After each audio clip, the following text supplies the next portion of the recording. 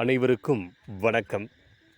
தமிழகத்தினுடைய காங்கிரஸ் கட்சியினுடைய முன்னாள் மாநில தலைவர், முன்னாள் நாடாளுமன்ற உறுப்பினர், முன்னாள் மத்திய ஜவுளித்துறை இணை அமைச்சர், காங்கிரஸ் கட்சியினுடைய மிக மூத்த அரசியல் தலைவர்களில் ஒருவரும், தற்போதைய ஈரோடு கிழக்கு சட்டமன்ற தொகுதியினுடைய சட்டமன்ற உறுப்பினருமான திரு யுவிகேஎஸ் இளங்கோவன் அவர்கள் உடல்நலக் குறைவின் காரணமாக தனியார் மருத்துவமனையில் இன்று மரணம் அடைந்திருக்கிறார்.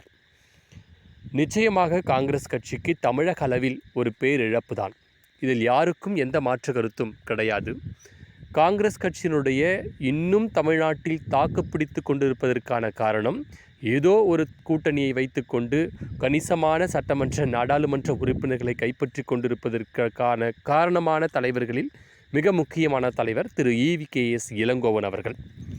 இதையெல்லாம் கடந்தும் சர்ச்சைக்குரிய பேச்சாளர் இவருடைய அரசியல் வரலாற்றை உற்று நோக்கினால், திராவிட கழகத்தினுடைய முன்னோடிகளில் ஒருவரான பெரியார் அவர்களுடைய வம்சவழி வந்தவர் இவருடைய தாயார் அதிமுகவில் ஆக்கப்பூர்வமாக செயலாற்றியிருக்கிறார்.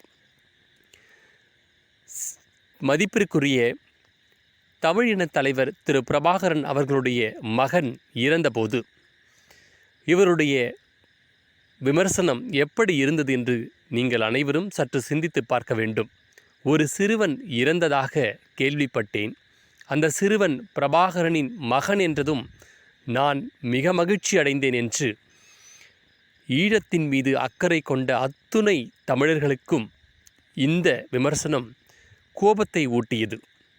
இதையெல்லாம் கடந்தும் முன்னாள் முதலமைச்சர் ஜெயலலிதா அவர்கள் மீனவர் பிரச்சினைக்காக அடிக்கடி பிரதமர் நரேந்திர மோடிக்கு கடிதம் எழுதிய போது, ஒரு பெண் முதல்வரும் ஒரு ஆண் பிரதமரும் கடிதம் எழுதி கொள்வது காதல் கடிதமா என்று தன்னுடைய நாவடக்கம் இல்லாமல் பேசிய அந்த தருணத்தில் தமிழகமே யுவிகேஎஸ் இளங்கோவனுக்கு எதிராக கொந்தளிக்கப்பட்டது.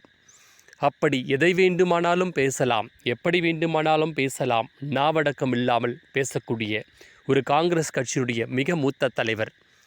அதனையெல்லாம் கடந்தும் ஆழ்ந்த